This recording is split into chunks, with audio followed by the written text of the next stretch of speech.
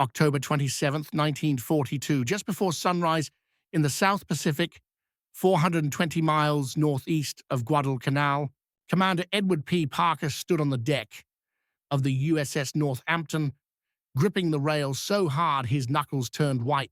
He watched the USS Hornet, still burning, slip below the waves, dragging 140 American sailors and the last working fleet carrier in the Pacific down with her. Flames from Hornet's ruptured fuel tanks lit up the ocean for miles, turning the black water into a sea of fire. It looked like all American naval power was sinking right there with her. Parker jotted a few lines in his log, 4 carriers in 10 months. At this rate, we'll have nothing left by Christmas. If his superiors ever read those words, he'd be court-martialed for defeatism. But he wasn't wrong to be afraid. Through the smoke and chaos, he'd just watched the 4th American fleet carrier go down, and in 1942, Lexington at Coral Sea in May, Yorktown at Midway in June, Wasp torpedoed off Guadalcanal in September, and now Hornet at Santa Cruz. The Japanese, who American intelligence once dismissed as mere imitators, had managed to wipe out more than half of America's Pacific carrier force in less than a year.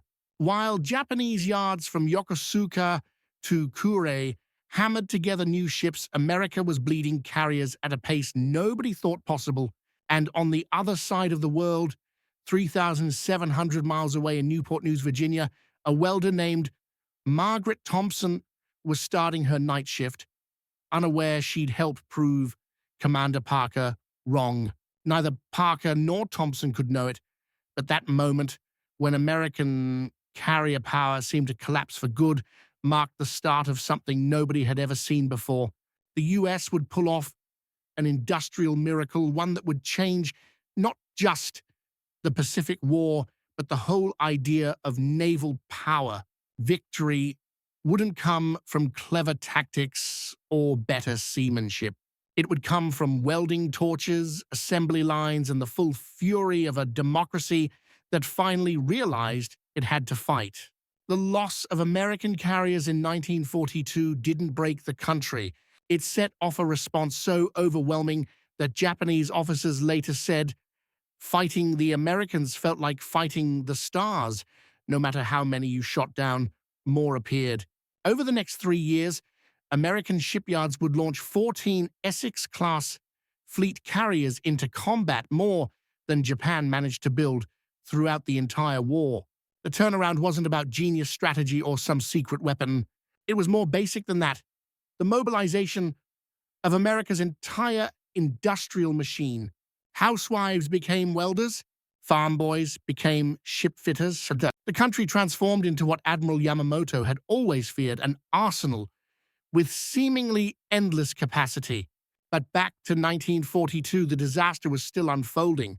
It started in the Coral Sea on May 8th.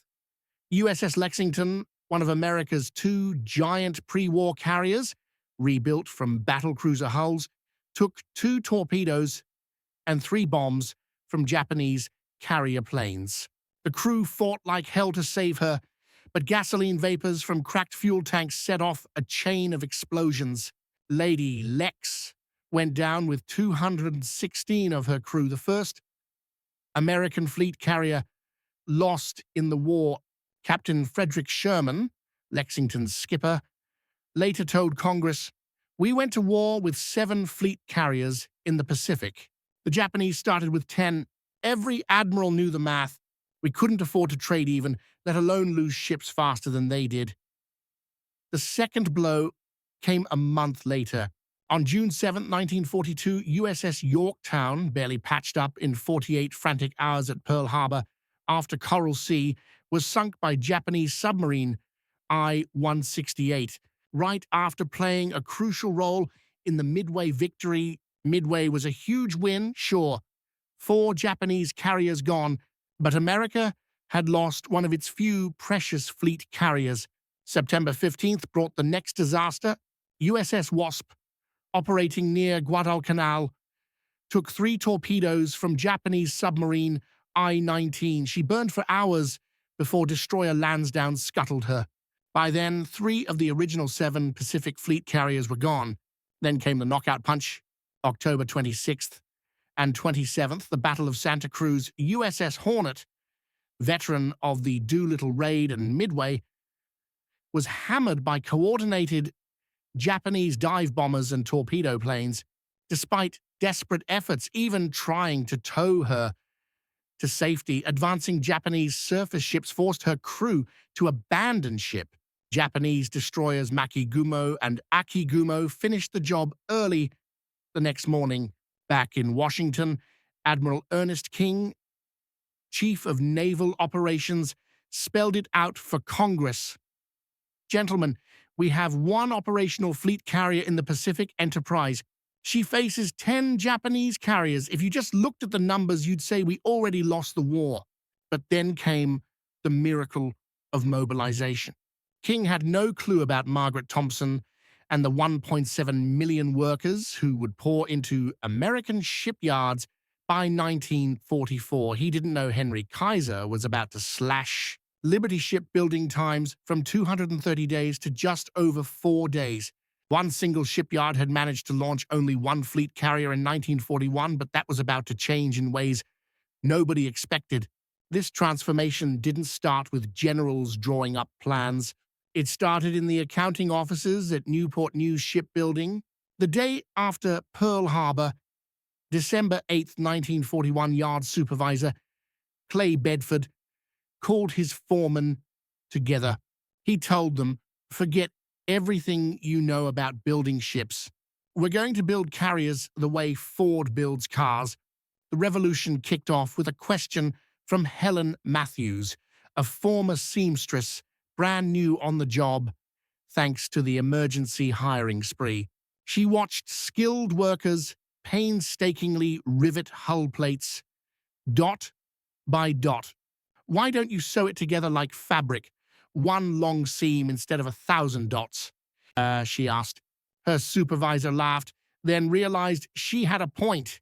Welding, not riveting, could cut assembly time by 75%.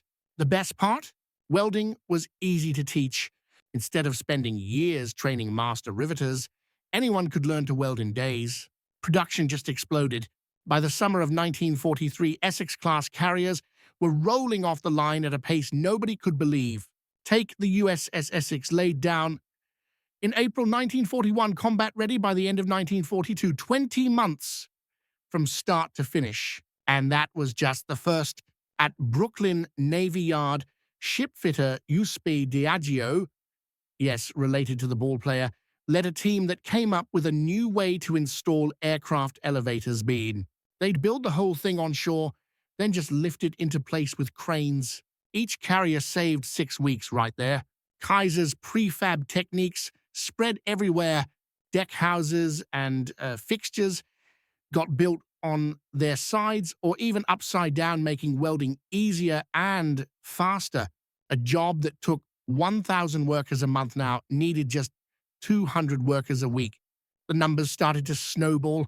USS Yorktown CV-10, laid down December 1941, commissioned April 1943. USS Intrepid, same story. Laid down December 1941, commissioned August 1943. USS Hornet, USS Franklin. The pace just kept picking up. Philip Kellogg, a welder at Bethlehem Steel's Fall River Yard, kept a diary. January 1943, launching a carrier every 60 days. By June, every 45 days. By December, every 30. "The Japs must think we're using magic," he wrote, but the real magic was the people. By April 1943, women made up 40% of the labor force on Kaiser's shipways and prefab shops. In Norfolk, Emma Rodriguez, a Mexican-American mom of 3 who'd never held anything bigger than a sewing needle, became the fastest riveter in the yard. 30 rivets a minute, everyone perfect. African-American workers once shut out of skilled jobs, surged into the yards after Roosevelt's order banning discrimination in defense work. James Washington, fresh from Alabama's cotton fields, became a master pipe fitter in Philadelphia. He installed the fuel lines on 5 carriers, each one faster than the last. They weren't just building ships. They were racing the clock, racing death. Every day without more carriers meant more Americans dying in the Pacific. The shipyard walls were covered with photos from the fleet. USS Enterprise fighting alone. She needs sisters. Build them now. Tech changed everything, too. At the New York Naval Yard, they came up with modular construction, build whole sections, wiring, plumbing, ventilation already in, then fit them together like blocks. Standardized parts meant Detroit-made pumps fit right into carriers being built in Newport News or Brooklyn. No changes needed. The fastest builds took just 14 months. Everywhere you looked, the Essex-class swarm was taking shape, faster, bigger, stronger, and made by hands most people never expected to see in a shipyard. The Essex-class changed everything. These ships weren't just patching up the fleet after early losses.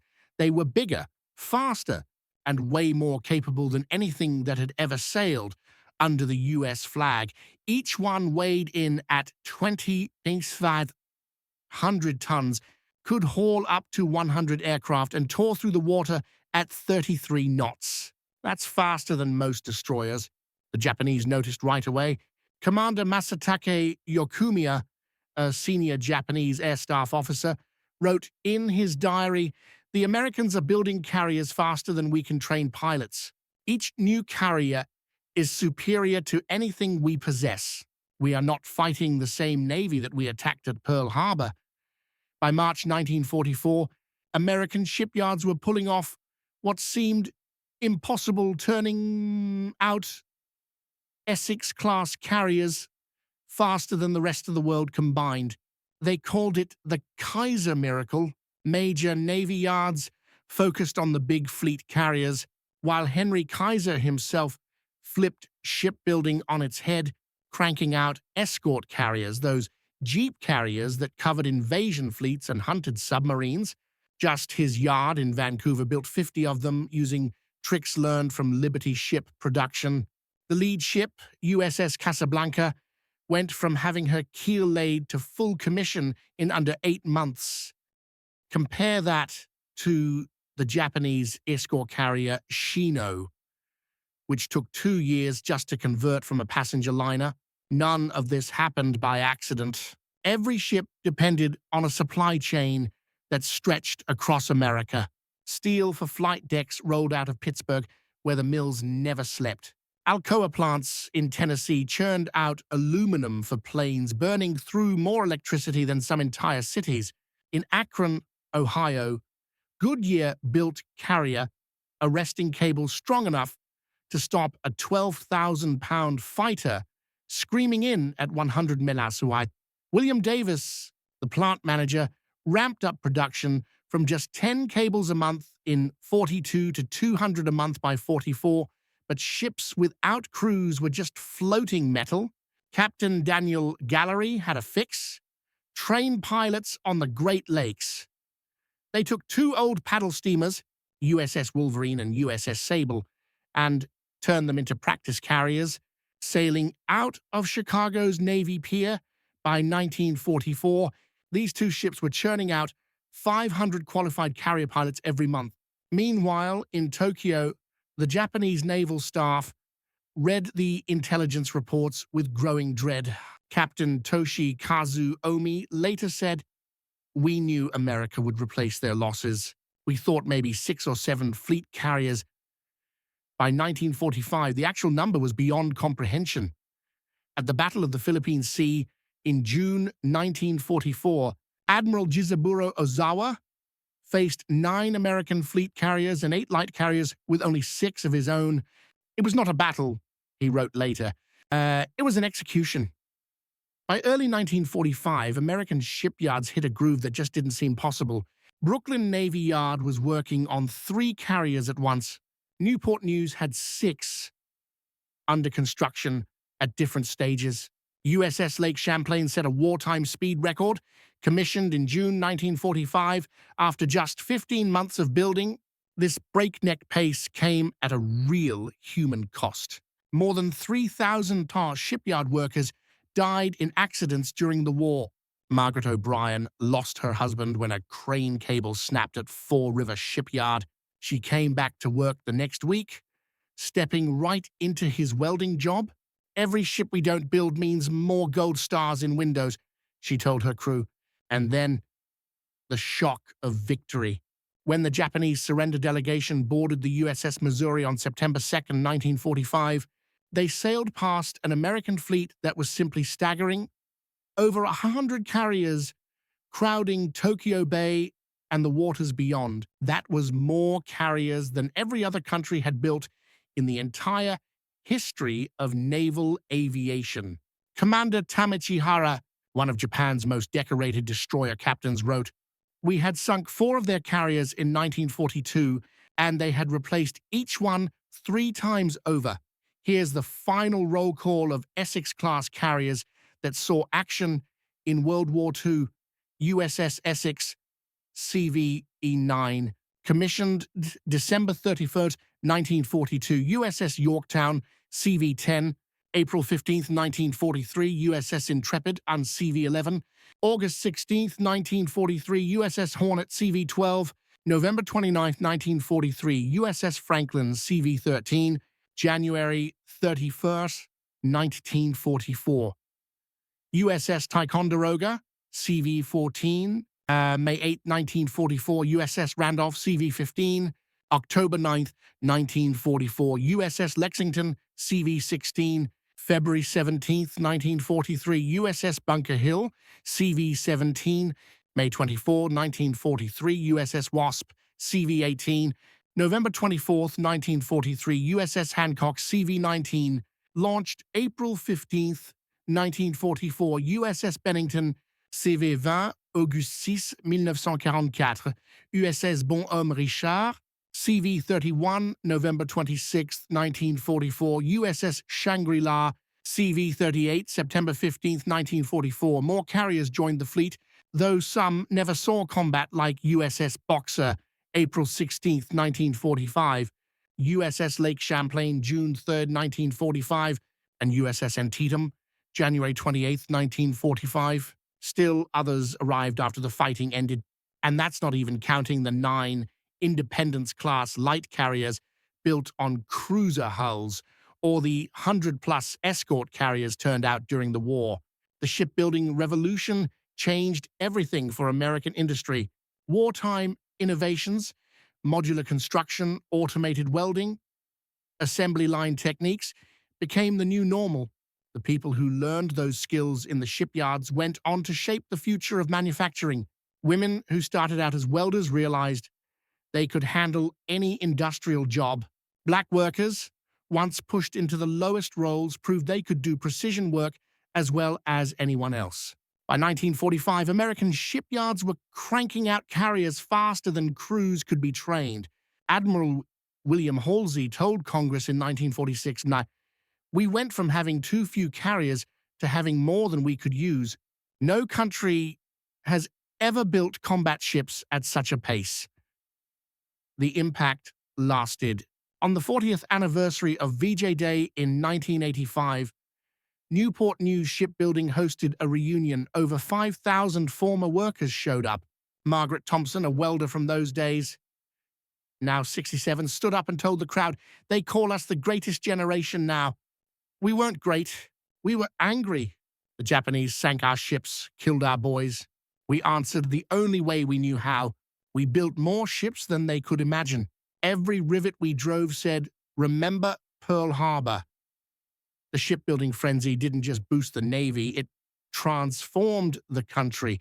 Richmond, California ballooned from 23,000 to 130,000 people in 3 years. Shipyard workers earned over $3 billion in wages that flowed through the whole economy, helping build the American middle class. The yards broke old barriers too, showing that women could do factory work and that Black Americans could handle skilled jobs given the chance. By August 1945, the numbers were staggering: 14 Essex-class carriers in combat, 3 more commissioned but not yet in action, 9 Independence-class light carriers, 71 escort carriers, and the older carriers still afloat. The U.S. Navy dwarfed Japan's 6 operational carriers, most without pilots, and Britain's 19 of all types. The scale of it all stunned even America's enemies. In 1962, Rear Admiral Hideo Yano from the Japanese Maritime Self-Defense Force visited Norfolk Naval Shipyard, where so many Essex-class carriers had taken shape. Standing on the spot where USS Yorktown was launched, he said, "We knew you were building ships, but we never imagined this scale. How do you fight a nation that can build in one yard what we built in our entire empire? We didn't lose to your navy. We lost to your factories, your workers, your determination."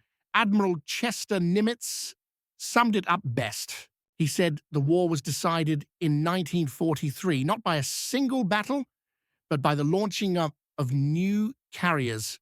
When America could lose a carrier and have 2 more at sea before Japan could replace even one, the outcome was a foregone conclusion. That production miracle still shapes shipbuilding today, but maybe the bigger legacy is what it says about democracy. In just 36 months, America went from losing 4 carriers and staring down defeat to building so many ships that victory was inevitable. Those workers proved democracy's real strength isn't just its military, but its ability to outbuild and outproduce any enemy, turning disaster into triumph. That's what they did. The 4 carriers lost in 1942, Lexington, Yorktown, Wasp, Hornet, weren't just replaced. They were outclassed and outnumbered by the new fleet. Each ship stood as proof of what free people can do when everything's on the line. Most of those workers are gone now, but their achievement remains. When darkness threatened the world, American workers answered with unmatched power and resolve. Japan didn't fall because of some secret American strategy or clever tactics. Honestly, it came down to people like Margaret Thompson with her welding torch and millions of others who showed what happens when a free country decides to get to work. After losing 4 carriers, the U.S. turned around and sent 14 Essex-class carriers into battle. Those numbers alone say everything. That's not just shipbuilding, that's transformation, and it proves what people can do when their freedom's on the line. They weren't just building ships. They built victory. They built freedom. They built the future. Their legacy still floats on, captured in the words etched on the memorial at Newport News Shipbuilding. American workers fought tyranny with steel, crushed fascism with freedom, and answered defeat with the greatest production miracle the world's ever seen.